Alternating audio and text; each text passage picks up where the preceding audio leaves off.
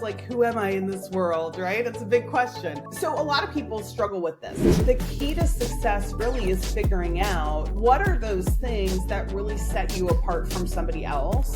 So is that actually a good strategy to try to, copycat if you lost? Here's the thing, you just need that hook. And once someone is hooked, you can do other things. Let's say we define our brand. How does the designing phase look like? There's some principles you need to understand about how brands are built that need to kind of permeate everything that you do. My mom was like, what's a thought leader anyways? I hear it so much, I think it's like a real thing. It's not. No one, like, what is, that's not even a thing. Saying it all the time.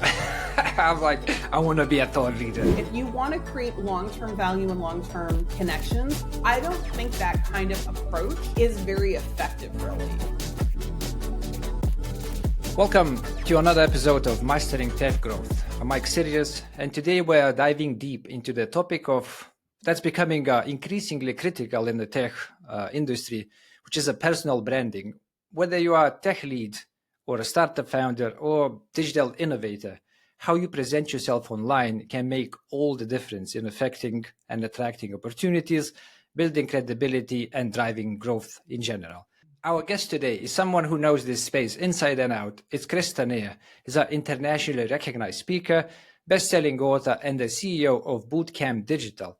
With over 15 years of experience in digital marketing and personal branding, Krista has helped thousands of professionals define, design, and deliver powerful personal brands that stands out in today's competitive landscape. Krista, welcome to the show. Thank you for having me.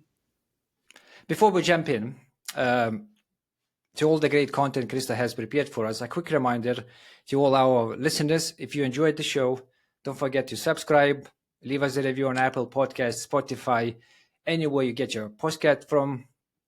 It helps to reach us more listeners just like you. All right, let's get started. Krista, in the digital marketing world that is continuously changing, why is personal branding especially crucial for any industry professionals? So the way to think of your brand is like, what's that reputation you're building for yourself that's unique? What sets you apart from others? If you're internal and I said, man, I need to put a team together, why would I say like, oh, I specifically need this person, right? What is it about you that would make someone say they need you? And if you're an entrepreneur or are looking to get clients or grow your reputation externally, it's really about how people perceive you. And being deliberate and consistent. These are probably the two most important words of branding. Deliberateness, which is focus and strategy essentially, and then consistency. And that's what forms impressions in people's brains. So I started my career at Procter & Gamble, which makes the biggest brands in the world. I worked on Tide laundry detergent, and they also make Pampers, Crest, Olay, all these big brands. And when I started my own business, I had to then start building my own reputation. And this was like 20 years ago. And what I realized is that all these same branding principles that I learned when I worked for the world's biggest marketing company, all of those apply to people as well. We just need to put that effort in to think of ourselves in this context and then to be deliberate to actually build upon it in a meaningful way. Okay. So do people have innate personal branding? So I think where majority struggles, and me being one of these majorities, I don't really understand who I am as a brand. How do what's the step one for me to sort of go like, what am I? How do I even position myself, in the market? How do I define my brand? Right. So it's like, who am I in this world, right? It's a big question. So a lot of people struggle with this. And the thing I'll say about branding in general, including personal branding, is get as good as you can and move forward, because you're going to always be refining. Like for me, I was just at a professional speakers conference, and these are people who speak professionally for a living. There's a lot of people who do a lot of smart things on branding. I took ideas away from that, even though I've been thinking about my brand for 20 years. There's things that I'm going to do differently now. So you also have to view it as not static, because I think when we think, well, we're making a decision, it can be paralyzing. But to think about how to get started, right? The first step is defining your brand, which is, what do you want to be known for? And I'm going to tell you a couple of stories that helped me to think about this. So the first one is, when I graduated from college, I was looking for a job. And I was like a type A student. I went to a very good business school. I had excellent grades. I did a ton of extracurricular. I had good opportunities, right? And so I'm in this job interview and they were like, so look, everyone we're interviewing went to one of the top schools, has great grades and a ton of extracurricular. What makes you different? And I was like, you just said everything I was going to say, right? But I think the mistake we make is we focus too much on the things that actually make us the same and not the things that make us different, right? So if you think of your own personal brand, I sometimes will think of realtors, right? Or lawyers, these industries that everyone knows, and there's a million of these people everywhere. If I'm looking to hire a realtor right now, off the top of my head, I could tell you 10 friends I know that are realtors. And the question isn't, well, are they all licensed? Do they all know something or other about houses? Are they all smart? All of that is true. The question is, why would I hire one over the other? Right? So the key is to actually have some deep thought around, if you look at other people with similar qualifications who have done a lot, what is it that's going to set you apart from them? And it doesn't have to be accomplishments or knowledge, right? It can be the way you go about things. It can be the energy you bring. It can be leadership. But the key is to really think about, what is that sort of differentiating factor, right? In my space, I work in digital marketing education. So I teach people about digital marketing. There's a million people who do that right now, literally. And so what makes me different?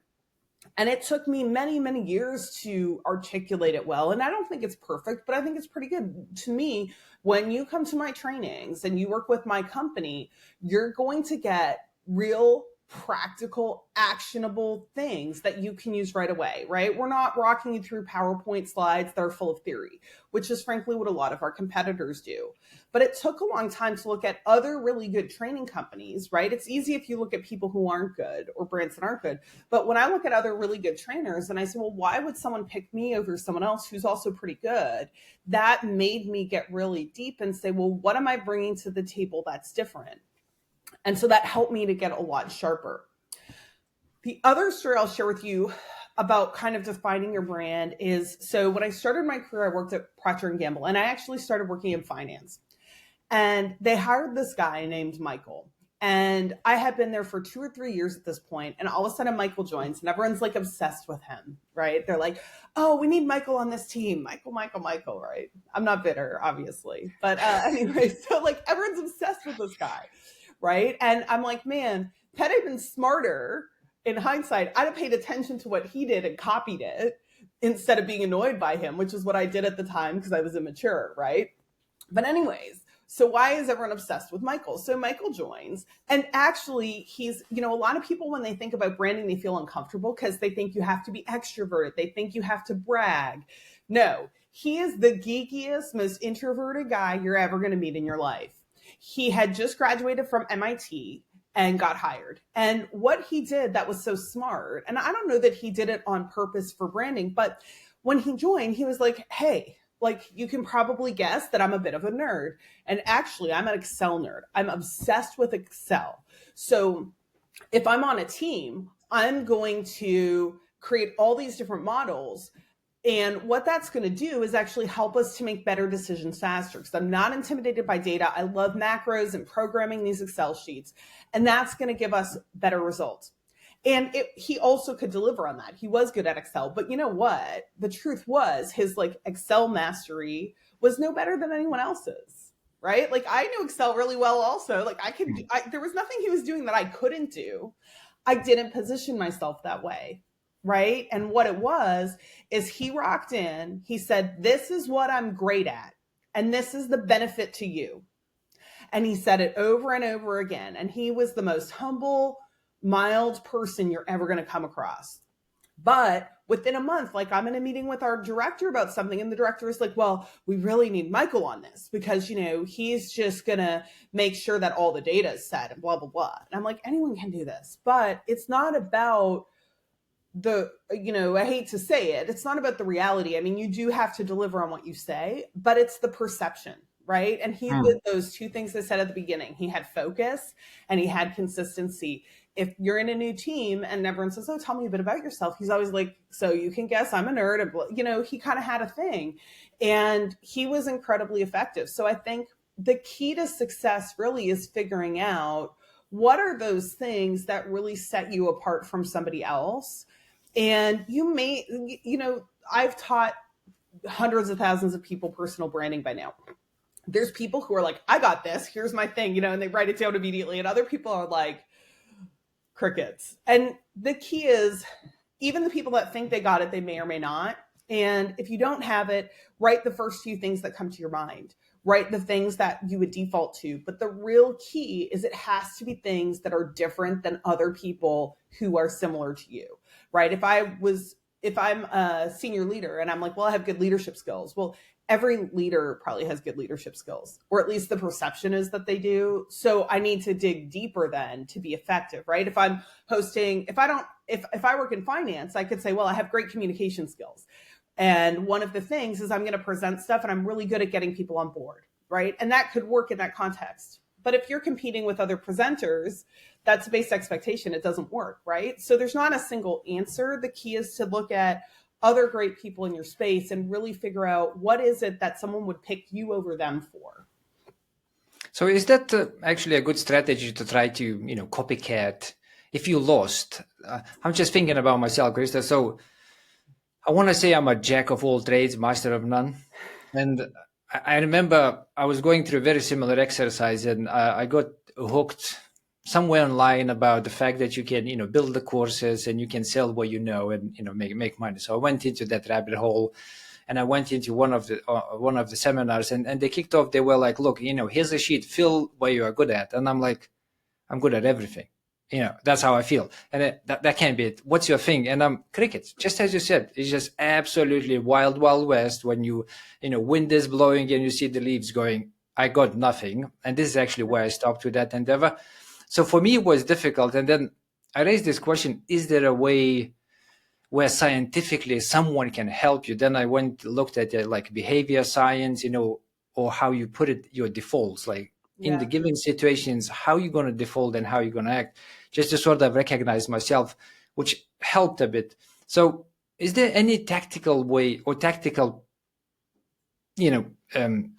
notes or suggestions, recommendations we can give to listeners if they have crickets right now? Is there things they can do? Maybe ask friends, do a survey of the coworkers, like something tactical which they could potentially, get that woo factor understood better? Yeah, I was looking around because so with the Launch Yourself program, which is my book on personal branding, we actually have an action planner. And one of the things is it's like a list of character traits.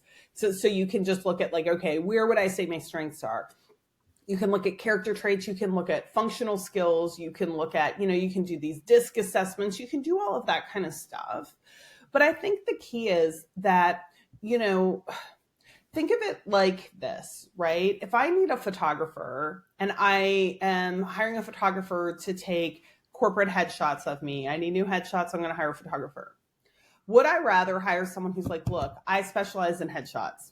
I'm going to make you look great. I'm going to give you things that are a little more approachable, but also some professional things and blah, blah, blah. Would I hire that person, or would I hire somebody who's like, oh yeah, I love pictures. I do weddings. I do families. I do dogs. I do everything. Who am I going to hire, and who would I happily pay more for?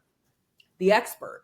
Most people who don't specialize, it's because they feel like they're leaving something on the table, and they feel like they don't want to pigeonhole themselves. And to be honest, so this is where I started off, right? So I worked at a corporate job in branding, and this was in 2006, 2007, like early days of social media. Most people didn't even know what it was. So I had worked for a corporate job. I left to work for an internet startup, and I started doing social and digital there. And we were like one of the first companies. We were the first business account on Twitter. So that's how long ago this was. So we were the first business on Twitter, and people were like, why is a business here? Which sounds so funny, right? No. So right place, right time, right? I'm not like I didn't see the future. I used these tools to market because I needed to hit a goal, and social media was the way to it. So that startup sells. It's 2007. And I decided I had gotten a couple clients by myself. So I got a big consulting project with Procter & Gamble, and I had an agency hire me to do training. So I was like, okay, I'm going to go out on my own. I can do this. People are paying me money. Why not? Right? So I would go to networking events, and when people were like, so what do you do? I'm like, well, I don't want to say social media, because actually, like, I worked at the best branding company in the world. Like, I know how branding and marketing works, which most people don't, right? So I was like, well, I don't want to say social media. So when people would say, well, what do you do? I would say, well, I do, I have a strategic branding background, and, and it would be this hot mess. And the reason it's so important is because I would leave a conversation. And if somebody, like, let's say I had met you at a networking event and we talked for 5 minutes, and somebody went up to you after and said, so Mike, what does Krista do? You'd be like, something about marketing, right? They can't refer me. They don't know what I would be good for, anything else. And as much as I did not, like, I really did not want to be a social media person, which seems so stupid because, like, now there's 100 social media people, but this was like, no one was doing social media back then. But like, I just fought it because I felt like I had so much more to offer. But here's the thing, you just need that hook, right? And once someone is hooked, you can do other things. Look at Amazon. What's Amazon known for? Selling you cheap crap fast on the internet, right? What were they known for initially? Discount books. So when they launched, it was one thing, discount books. Now it's cheap products online. But guess what? Do you know, in America, Amazon also has healthcare. Crazy. Oh, crazy. Yeah, Didn't know that. right? They have like 10 other businesses, but you figure it out once you're there and working with them. That's not what their brand is built on, right? Their brand is built on efficiency and reliability.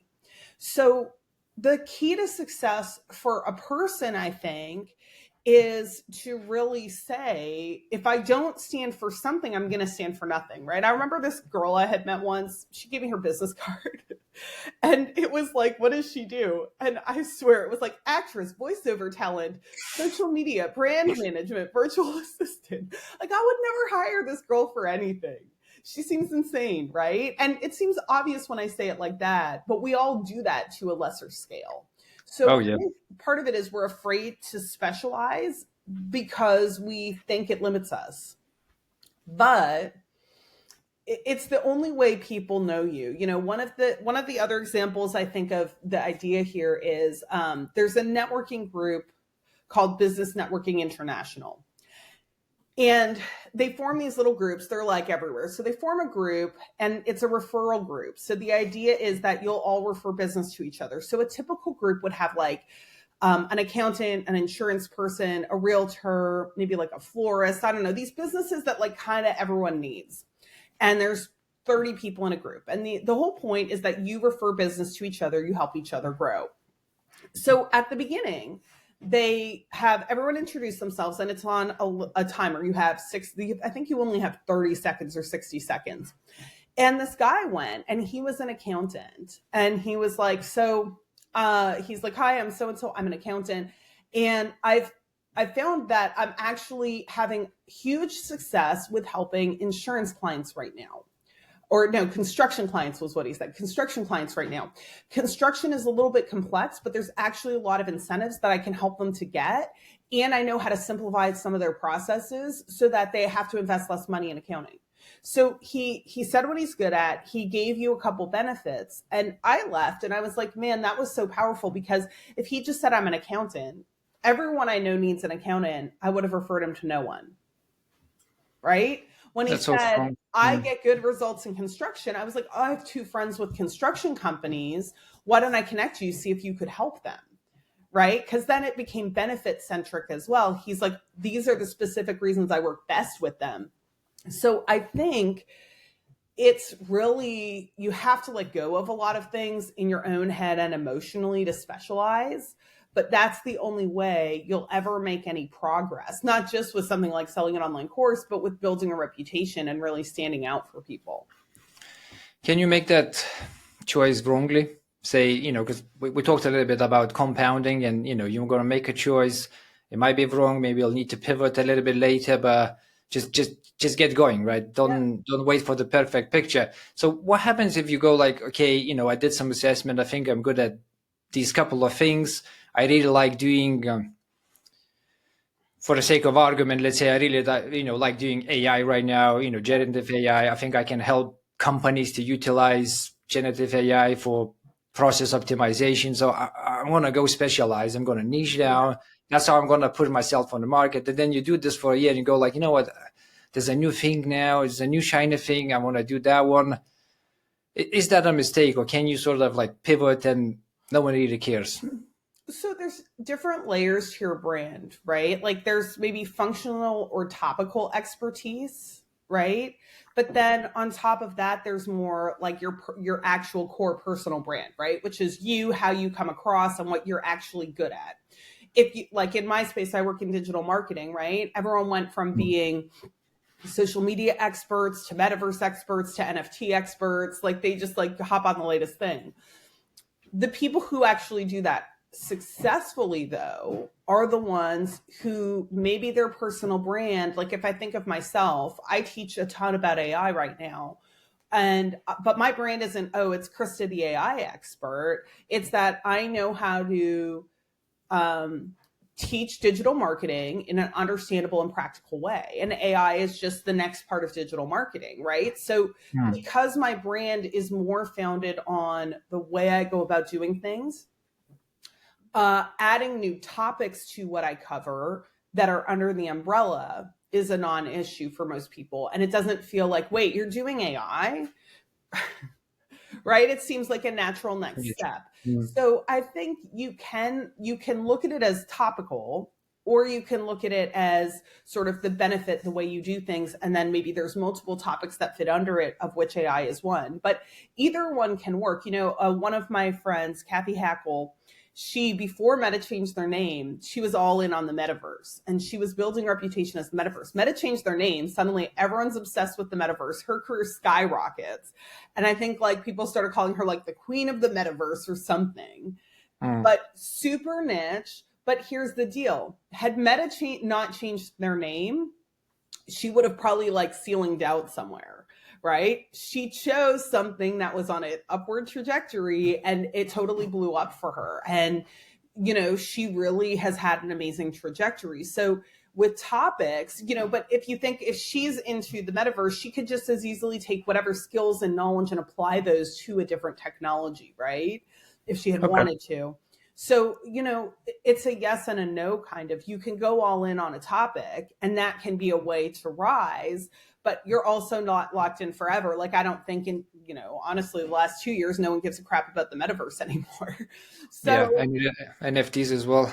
exactly. NFTs, right? Bitcoin, like all this nonsense, blockchain that businesses were obsessed with, you know, you can pivot. And I think that works out fine, but you'll get more business if, you know, right as something is rising, you build your reputation as the expert on it.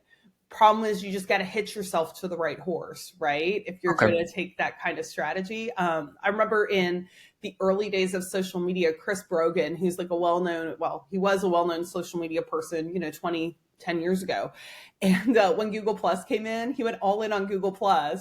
He was like, I'm deleting Facebook. And he wrote a book on Google Plus. Yeah. In hindsight, horrible idea. Yep. Wrong strategy, but who knew? But I remember that name and I remember that story. It's almost like you know, like a D-Go example of how you can do that poorly, going all in. Okay, so I think I get you. So if we go back to this like speed dating of referrals, where you mentioned you had like 30 seconds. So so you would come in and you go like, I'm very good at teaching, you know, I have infrastructure, and currently what I'm doing, you know, functionally, I'm teaching people on generative AI. And that last bit is just effectively changing within the trends. You upskilling and researching and creating courses for, but, you know, the brand of you is actually that. It's not that, right? It's, I think I get that. Okay. It's very personal, right? So let's say we have some success, you know, let's say we define our brand. So how does the designing phase look like? I feel like we touched a little bit by just, you know, going much deeper with with examples. But if we want to be more tactical, you know, the design element of it, are we talking about, you know, get a website in? Are we talking about, you know, branding, you know, headshots? You know, are we talking how we're going to be dressing, how we're going to be speaking, you know, color? So it's more about actually value to the, you know, whoever's going to be in our niche we're chasing for. So it's actually strategy first, right? So the thing is, a lot of what you're talking about, I would say, is delivering your brand. It's now just like, how do you bring this to life and show it to people? But before you can do that, so like, let's say I said, okay, I want to be known as, like, back when I started doing this, I was like, I'm going to be seen as the social media expert, which now seems ridiculous. There's 100, but there weren't then, right? Now my brand is all based on helping businesses get the results they deserve from their digital marketing, right? Most people, half the stuff or more they do doesn't work, and there's absolutely no reason for that. So I kind of know what I want to be about, right? In order for that to land, there's some principles you need to understand about how brands are built that need to kind of permeate everything that you do. And so when we talk about the elements that lead to a strong brand, we have a framework that's called the MAID framework, MADE. So the first thing is you have to be memorable. And people think that memorability is like somehow inherently in them as a person, right? Like, I'll talk to people and they're like, I don't know, I go to networking events and I just feel like no one remembers me. Like, I'm like, do you have like weird DNA? Like, what the heck is that? Right? It's so weird. People think memorability just like exists or doesn't exist, but there's actual like specific things that make something or someone memorable. And so being memorable is important, because if you're not building that memory structure, then nobody is going to remember you. You're not going to achieve your goals. So the first part of the memory structure for MAID, which is memorable, is consistency. So if I showed up differently every time people saw me, it would be really difficult for me to build any kind of like a consistent brand with people. But I put a lot of time and effort into how I build my brand, because I specifically want to make sure that they are remembering me. So consistency is the first element of that. My hair, I mean, men can't relate to this because their hair is less important, but like my hair is the exact same every time you're going to see me professionally. Like, I don't look like this in the real world because I don't care. But from a professional standpoint, I always want to look the exact same way. And so that consistency is important, but it's not just consistency in how you look, it's consistency in how you talk, consistency in what you say about yourself, etc. So some people think that they can, alter their brand for their audience, and you can a little bit. But the problem you'll run into is that if you try to alter it too much, then you're not really building that consistent image. Because think about me, right? If one time I'm like, oh, I'm a personal branding expert, and the next time I say, oh, I'm actually an expert at, digital marketing, people would be like, wait a minute, what is it that you actually are good at? And it would be difficult for people to understand what you're actually good at if you're not building that memory structure with that memorability. So consistency is the first part of memorability. The second part of memorability that we already talked about is specificity. So if you're like, well, like some people get too jargony, like they'll say something like, well, like I'm a strategic thought leader in this. Like literally no one knows what that means. My mom was like, what's a thought leader anyways? I hear it so much. I think it's like a real thing. It's not. No one, like, what is, that's not even a thing. That's not a thing. I'm saying it all the time.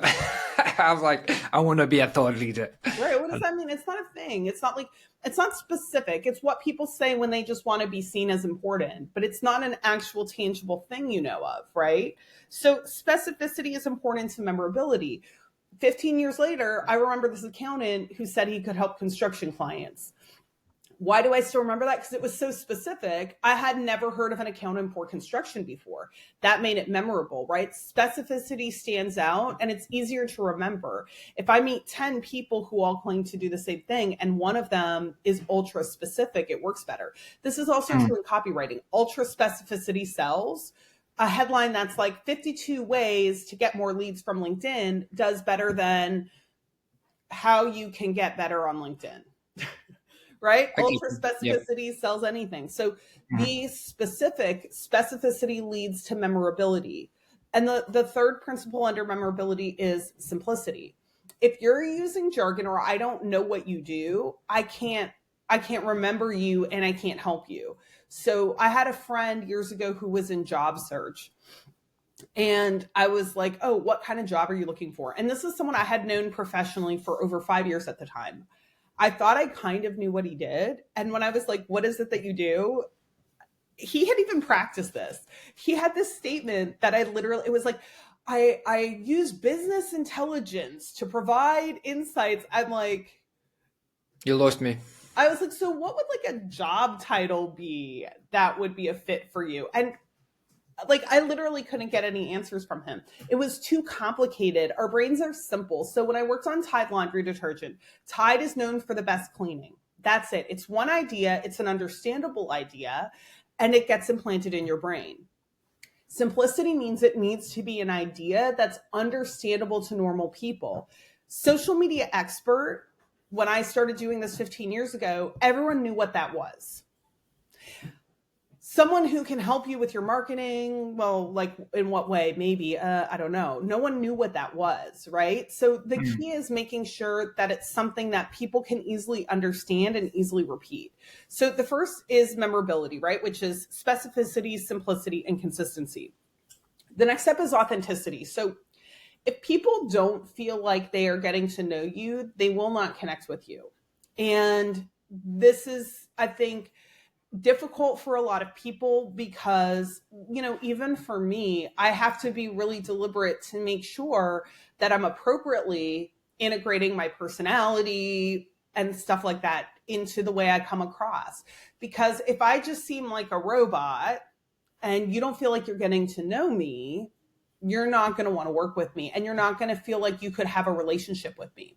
One of the things as professional speakers that they tell you to do in your introduction is tell some kind of like a super relatable, self-deprecating story, which sounds weird, right? But the idea is that when people can relate to something, they like you more and they feel this connection point to you. So authenticity is really important. So when it comes to authenticity, you need to make sure that you are showing your true self and that it's aligned with your true self. Because I made my brand originally really professional because I started doing this in my late 20s, right? And specifically as a woman, I needed to work harder to be taken seriously. People may think that's not true. It's 100% true. It's true today. It was true then. So I was like very over formal. I didn't want to really, I have a bit of an inappropriate sense of humor, truth be told. And so I didn't want to, I was just like very rigid, but I was not really connecting with people, and that wasn't helping me to build relationships and build connections on the level that could actually help me to grow. So you need to make sure you are kind of being real with people and you're building a brand that's based on who you actually are. If your brand is also not aligned with who you really are, it'll be very difficult to maintain and it just won't feel good. Like years ago, I had met with this style coach who did like a makeover for me. And like, I looked really good at the end. Her look for me was better than my look now.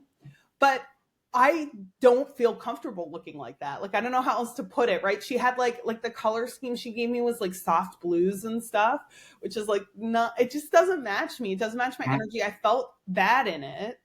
And, but I would agree with her point. I looked better that way objectively, but it didn't feel authentic. So it never stuck. Right. And it was a lot of work to try and get to look like that. Cause I just had to think, okay, I'm supposed to wear this color. Oh, my hair is supposed to be down. And I hated it. And it wasn't me. So you need to have that authenticity. It should be based on your strengths. When you know what you're really good at, you can be more strengths-based. And then you want your personality to come through where you can. People connect with people, right? Let me jump in, Krista, because you just talked about that authenticity, and I love that. And you look great, by the way, whatever was the different style, this works perfect. I see all the time people trying to fake a lavish lifestyle to sell some type of investment advice. So for me, like, I see those videos on yacht and cars and, buying houses. Like, I always ask the same question. Is that actually you? Like, is this how you live your life? Or is it just some lavish exposure, so you're trying to sell that vision which doesn't exist? And then if you look at the courses, you look at what they're actually doing, eventually you get these reviews popping up going like, yeah, fake, charges million, doesn't deliver, and things like that. Can we say that not being authentic or effectively presenting yourself in a different way in the beginning actually works, but have just no maintainability. Right. I think like if I wanted to be like, oh, look at my fancy lifestyle, right? Mm. It would be a strategy, and I could do it for a limited period, but think of it as more like that would be a tactic, right? So what they're doing is they're using a tactic to try and hook you on a product. I think it depends what you're trying to do. If you want to create long-term value and long-term connections, I don't think that kind of approach is very effective, really. But it can be like I look at certain people I know who've built huge brands for longer than I have, 20 plus years, who are very showy and it's not who they are at all. And they're able to make it work. I think the question when you go that route, though, and what I've seen for the people I know who go that route is like, what's the toll on your mental health? And I think it also prevents you from having real relationships with people. If those are things you're not so worried about, sure, you can. And like the truth is, it can be effective, right? Like it's not how I would go about something. And I do think in the long run for most people, it's less effective. But like I have someone, I've known this guy forever, and him and his wife have a business together. And like they just look like everyone's dream life. And it's not, because I know him and I know how messy his life actually is. I know he's had addiction problems on and off. I know his life is actually a disaster. But you see them, they're living in a gorgeous apartment in New York, all this stuff going on, and it does work. I mean, they are literally making millions of dollars. So it's not, I think I would be remiss to say that can't work. It can. But at what cost, right? And I think it only works in certain environments. They're the ones selling courses that are like how to write a month of AI content in 10 minutes, how to write a month of social content in 10 minutes with AI. Like it's not a real promise, right? And so part of it is like, who do you want to be and what's the value you want to bring to the world? But I see people do it and I see them make a lot of money at it. So I wouldn't pretend it can't make you money or it can't work. But I think for most people, it's not really the reason they started a business or the reason they want to grow their brand. Most people are, I think, at some point, depending on your age and where you're at in your career, most people at some point want to actually make a difference, right? They want meaning from their work and they want their work to drive impact with other people. I think if you get into this, let's look so rich, so people, blah, blah, blah, let's sell them on this. I think most people are going to be dissatisfied with where they end up at some point, even if they can pull it off, right? And for everyone who pulls it off, there's a million people trying the same nonsense that can't. So I wouldn't say it doesn't work. I've seen it work. You've seen it work, I'm sure, which is why you're asking. I just think it doesn't really lead to happiness for most people. You're effectively living a split life. You're having some masks, one public, one private, maybe you have a third, just personality divisions or whatnot. Or maybe you're being authentic to yourself because, you love showing yourself like that. Or maybe that's who you are. But as you mentioned, I think there's more than one example where people have, profiles on social media, which looks one. And then when you look deeper in their life, it's just not even close.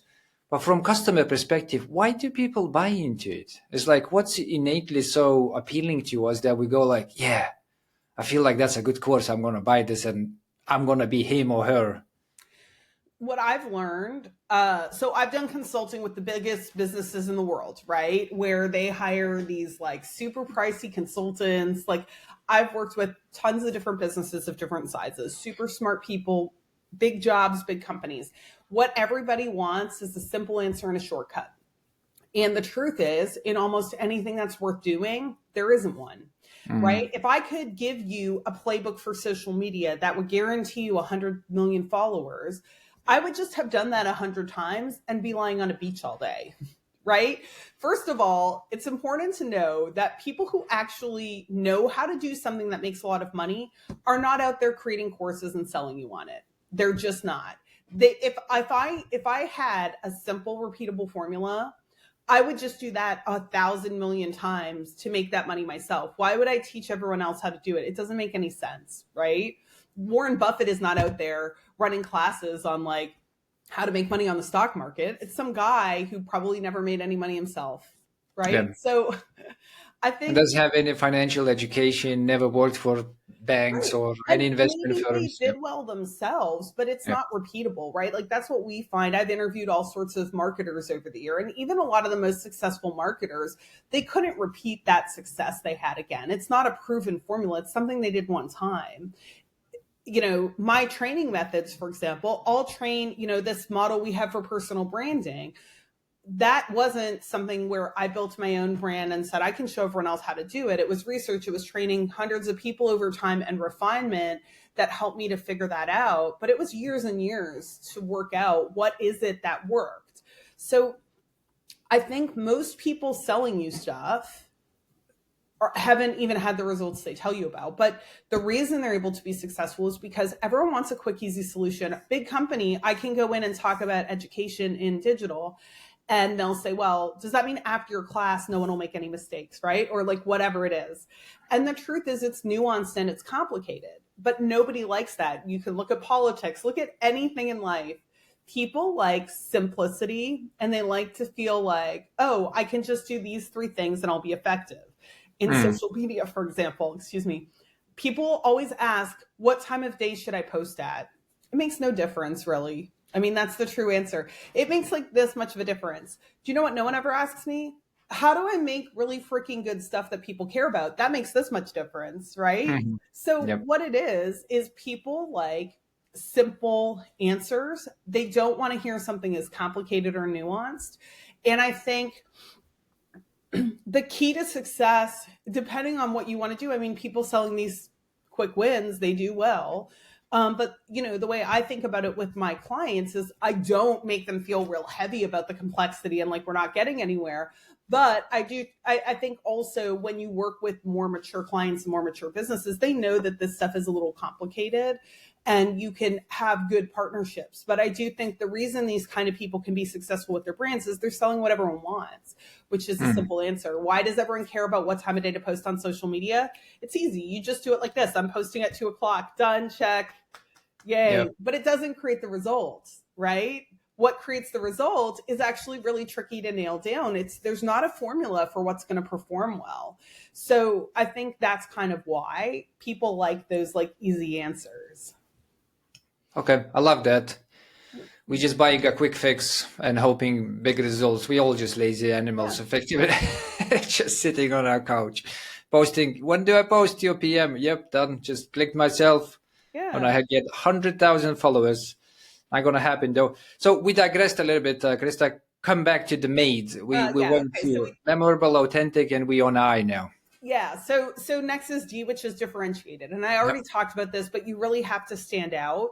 So here you're going to think about like what makes you unique, what are your specializations, and what are like in marketing we call this points of difference. So what are some like meaningful differences that I would get with working with you than working with someone else? I was working with IT company business owners recently. These are people who own, small to medium sized IT consulting firms. And one of the things I said is like, it's interesting to me that everyone's like, be a thought leader, post all this content. Because if I were looking for an IT implementation firm, anyone that I consider would be expert level. It's not like I'm comparing you versus like my idiot neighbor who doesn't know IT, right? Mm. If I'm looking at you to implement something for me, I'm comparing you versus other good companies. So when you think about differentiation for your personal brand or your organization or business, it's really important to think about what differentiates you versus other good options. So even with my business, my team, anytime we do branding, people say, no, but our expertise sets us aside. I'm like, no, like it sets us aside from someone who has no business doing teaching. It doesn't set us aside from other digital marketing training companies. They all have experts. So Mhm. what is it about how we package and deliver our expertise that's different? That's where the magic is. So I think it's about figuring that out specifically. And then the last step is E, which is educated. Here we're really thinking about credibility, right? What are your experiences, your credibility, your accomplishments? What makes it believable to people? And when I told you the story about Michael, who I worked with at Procter and Gamble, everyone was like, "Well, Michael went to MIT." I'm like, I'm pretty sure they don't have Excel classes at MIT, by the way, right? Like, Mhm. what does that have to do with Yeah. anything? It was a credibility point, right? Because he went to MIT and he didn't go around bragging about it. That was just how his narrative became, right? And what it is that having gone to MIT, oh, yes, therefore he's a numbers nerd. Therefore, he's going to add value to my team, right? That credibility point made the narrative believable. And so I think it's important to think about what are your credibility points. And, for both myself and my business, we've really prioritized what these are. And that's based on reactions I've seen over time. So I still remember I was speaking at an event and there was a guy who spoke after me. And you write your own little intro, they just read it. But when they read his, they were like, and he's worked with all these companies and he's been featured on this thing. And people were like, whoa. Like I always look at the audience to see what are they like, wow. And people were like totally impressed by him. I had wrote my own bio. I didn't get the same reaction. I had bigger clients and I had better media appearances. But guess what? Stupid me didn't put them in my bio. Mhm. Right. So now I know what are the things that people that have that wow factor where people are like, ooh, I gotta have, like, I need to work with you. You're fancy and impressive. And I look for authentic opportunities to build them into a conversation. So I could be working, if I have a proposal out or I'm meeting with a prospective client, and we're talking about something, I might say something like, when I remember still when I wrote my dummies book, one of the businesses I interviewed had said this and that really sounds like your challenge, right? So I'm Mhm. not trying to like name drop or something. It's a fine line. You don't want to appear to be like, bragging, but I know what makes people impressed and I try to build those into as many conversations as possible. That makes perfect sense. How else would they know unless you tell them? So it's like, or put it in your bio or somehow showcase it, right? Yeah. So if I wanna effectively, how do I know how I'm different from competition? Is that I go ahead and I do like competition analysis and I look at the niche I'm competing, who's competing with me, what they're doing, and I try to find that differentiator factor, or do I talk with the, clients and, whoever actually buying my services and I go like, why did you board us? Like, how do you, if I have an idea, I can go with it, but how do you actually keep that, competitive edge of actually making sure that I leverage my differentiator quite well? Yeah, all of the things you mentioned are good ideas, right? You can look at competitors and say, oh, there's white space here. Like I actually, when I started my business 20 years ago, I was the only company doing training, right? I was the white space, but the marketplace is dynamic. So back then, I was like, well, all we do is training. We're not an agency. We're not going to run it for you. We give you unbiased best ways to do these things. We have no vested interest. And then training became something that you can get from a lot of places now, right? So now we Mhm. have to be dynamic. So you don't need to it doesn't need to be something that's like stuck on you forever because it changes and the marketplace changes, the competition changes, and what people care about changes. So to me, it's looking at your competitors, looking at other people who do a great job and figuring out what have they done well. And there, again, there's not one way to do it. Like Kathy Hackle went all in on the metaverse and the metaverse took off and man, she has just shone, right? Like she's done so well from that. That's just one way to do it though, right? There's other people who have done it differently. To me, the key is looking at people in your space that you think are doing a really good job and ask yourself, what have they done to differentiate themselves? Sometimes it's topics, sometimes it's approach, etc. But what is it that they're doing? What is the credibility they bring to the table? And I think by analyzing other people, you'll see what resonates with you.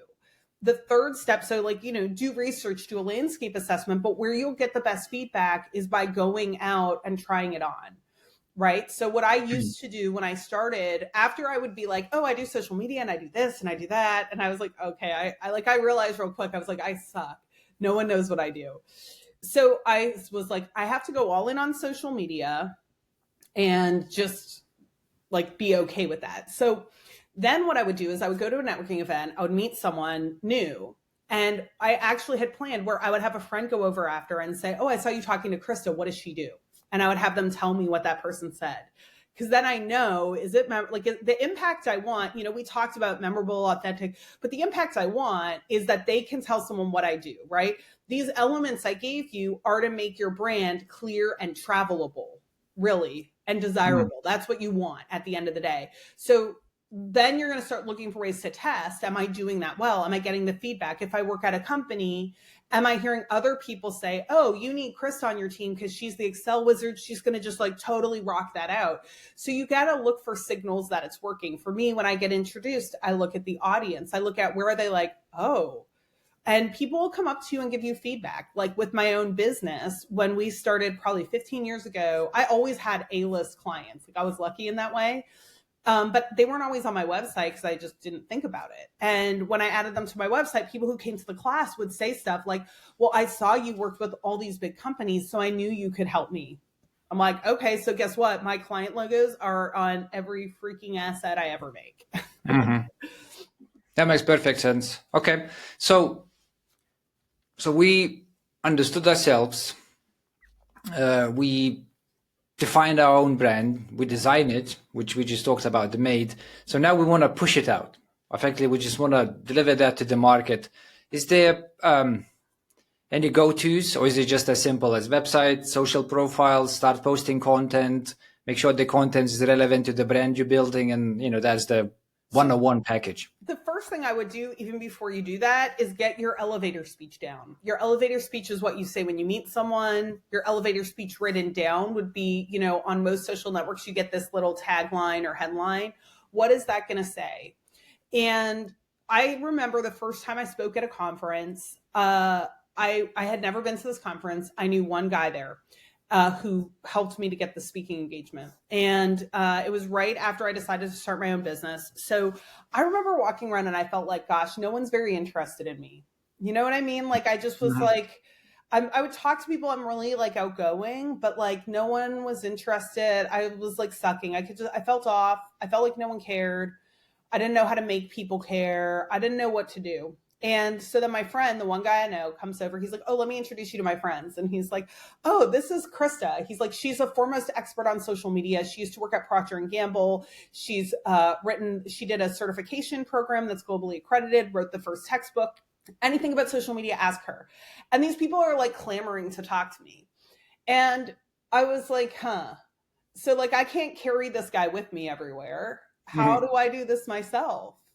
And it's hard. And I still, it's funny because I do a lot of speaking, but I haven't gone to a conference. So when you speak, it's great because someone else introduces you. So like people already think you're important. But I went to a conference as an attendee recently and I was like, oh, geez, I got to work this out again. Like, how do I get people to be interested and take me seriously? Which you can argue whether people should size you up or like you for, like, I don't really care. I want the result I want, right? Like, I know I want people to be interested and care about me. So I need to figure out what do I do to get that? So it's building that elevator pitch, right? Like I'll say, it depends a little what kind of event, but normally I'm like, well, I run a social media training company or a digital marketing training company, and I've done it for 20 years. So what I love is helping businesses get the results they deserve from what they're doing, because most people don't get the impact they could because they're making too many simple mistakes. And when I wrote the first textbook, we even talked about this kind of stuff. I'll just kind of throw in the few things that I know make people care. I try and make it casual because that matches my personality better. And it makes me uncomfortable still. Like, I don't love doing it, but it makes a difference. So get that elevator pitch, look at that MAID thing, right? Think about, what do I need to bring to life where? Get that elevator pitch down, and then it's amplify. So all the things you said are great, website, LinkedIn, whatever. But the truth of the matter is, where I think everyone goes wrong with their digital presence, this is true from the big businesses I consult with to people in their personal brand, is we feel this pressure to do everything and we do it all half well. If you look at people who are nailing it, truly nailing it, they do one thing extraordinarily well.